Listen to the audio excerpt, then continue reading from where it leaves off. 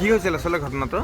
আচলতে ঘটনাটো কি হ'ল, মই অকণমান দেৰিকৈ আহি পাইছোঁ। তেনেকুৱা অহাৰ অৱস্থাত দেখা পাইছোঁ যে মাজত এজনটো ইতিমধ্যে পাছত টনা আজোৰা কৰি ওচৰৰ মানে যুৱকসকলতে চবেই লাগি তেতিয়ালৈকে আছিলে, কিন্তু খুব গাড়ীখন টনা আজোৰা কৰাৰ পাছত তেওঁ ইতিমধ্যে স্পট বুলি আমি গম পাইছোঁ, স্পট ডেথ হৈছে। বাকী দুজন ইতিমধ্যে 108 ইনফৰ্ম কৰা হৈছে, 3খন 108 ইতিমধ্যে আহি পাইছিলে। আমাৰ স্থানীয় থানাতো জনোৱা হৈছে, তেওঁলোক ইতিমধ্যে সেই কৰ্তব্যৰত অৱস্থাত আছেহি। এইটো সম্ভৱতঃ মাছৰ আছিলে, আপোনালোকে চাগে ফটো ফুটেজত দেখিব। দুয়োকাষে মাছৰ উজান উঠা দি উঠিছে। হয়, সেইটো আপুনি দেখা পাইছে। আৰু সম্ভৱতঃ এতিয়া কেনেকৈ কি কাৰণে এক্সিডেণ্টটো হ'ল গম পোৱা নাই। আচলতে ট্ৰাক এখনে খুন্দা মাৰিছে বুলি আমি আচলতে এটা ধাৰণাহে কৰা হৈছে, বা প্ৰত্যক্ষদৰ্শী ঠিক তেনেকৈ নাই কিহে খুন্দা মাৰিলে। কিন্তু বিষয়টো হৈছে এটা যথেষ্ট স্পৰ্শকাতৰ বিষয় যে আমাৰ এতিয়া ৰাষ্ট্ৰীয় ঘাইপথত এনেকুৱা ধৰণৰ এনেকুৱা ঘটনা এটা ঘটিছে। চাৰিওকাষত দোকান মানে ট্ৰাকবোৰ বিশেষকৈ ৰখি থকাটোত এটা আমি ভাবিছোঁ মানে সাধাৰণ ৰাইজেও মানে এইটো এটা হেৰি ভাবিছে যে সাধাৰণতে গাড়ীবোৰ ৰখি থকাৰ কাৰণে একে পক্ষৰ অহা গাড়ীবোৰ এতিয়া আপোনাৰ কি কি হৈছে গাড়ীত থকা মানুহৰ? গাড়ীত থকা মানুহটো 3জন আছিলে, আমি জনামতে 3জন আছিলে। ইতিমধ্যে 2জনক ইতিমধ্যে চিকিৎসালয়লৈ প্ৰেৰণ কৰা হৈছে। তেওঁলোকৰ আমি এতিয়ালৈকে গম পোৱা নাই তেওঁলোকৰ পৰিস্থিতি কি হৈছে, কিন্তু এজন ইতিমধ্যে স্পট হৈছে বুলি আমি ধাৰণা কৰা। গাড়ীৰ ভিতৰতে আছে? গাড়ীৰ ভিতৰতে আছে। তেওঁক এতিয়া দেখিছে আপুনি, চাব পাৰে, তেওঁক টনা আজোৰা কৰি আছে। সম্ভৱতঃ 108 আহিছে, তেওঁক এতিয়া চিকিৎসালয়লৈ নিব পৰা ব্যৱস্থা। গাড়ীখন মাছৰ গাড়ী আছিলে? মাছৰ গাড়ী আছিল। চুলুং দিশৰ পৰা আহি আছিল নেকি? গম পোৱা নাই, কিন্তু ৰেজিষ্ট্ৰেশ্যন মতে আমি গম পাইছোঁ এখন বঙাইগাঁৱৰ ফালৰ পৰা গাড়ীখন আহি আছিল নেকি। সঁচাকৈ মৰ্মান্তিক।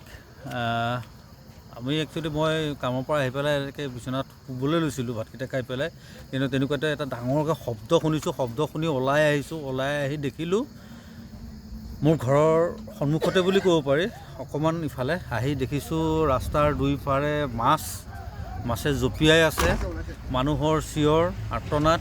আৰু তেনেকুৱাতে আমাৰ 2-4জন ভাইটি আহি পেলাই গাড়ীখনৰ পৰা জীৱিত অৱস্থাত 2জন মানুহ উদ্ধাৰ কৰিছে, তেওঁলোকক পঠিয়াই দিছে হস্পিটেললৈ 108 মাতি পেলাই। আৰু এজন এতিয়াও তেখেতক উলিয়াবৰ কাৰণে চেষ্টা কৰি থকা হৈছে, গাড়ীখনত পূৰা চেপা খাই আছে।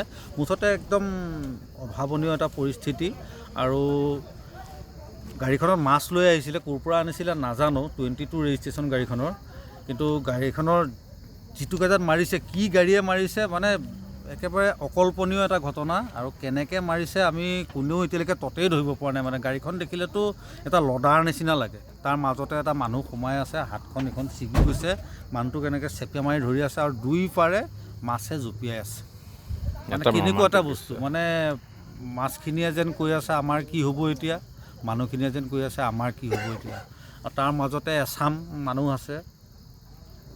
নিজৰ স্থানীয় জেগা হ'লেও ক'ব লাগিব, মানুহৰ প্ৰতি মানুহৰ দৰদ থকাটো দৰকাৰ। মাছ মাংস আমি সদায় খাই থাকোঁ, কিন্তু মাছ মাংসৰ প্ৰতি এনেকুৱা যে লোভ আছে, মই একচুৱেলি আজি প্ৰথম দেখিলোঁ। আৰু সেইটোক লৈ পেলাই কিন্তু মই নিজৰ স্থানীয় হ'লেও মই নিজেই লজ্জিত অনুভৱ কৰিছোঁ। বেছি নকওঁ, এই মানুহজনক উদ্ধাৰ কৰাত লাগি আছে তেখেতসকল, আৰু গৈ পেলাই যিমানখিনি পাৰোঁ সহায় কৰি দিওঁ। মানুহজনক উলিয়াব পাৰিলে, মানুহজন অলপ আগলৈকে জীয়াই আছিলে, কিন্তু এতিয়া আৰু তেখেত নাই। তথাপিতো মানৱীয়তাৰ ক্ষেত্ৰত আমি তেখেতৰ লাশটো বাহিৰলৈ উলিওৱাটো দৰকাৰ। আৰু আটাইতকৈ দুৰ্ভাগ্যজনক ঘটনা, আমাৰ জামুগুৰি থানাখনে এতিয়ালৈকে এখন কেৰেঙৰ ব্যৱস্থা কৰি দিব পৰা নাই আমাক।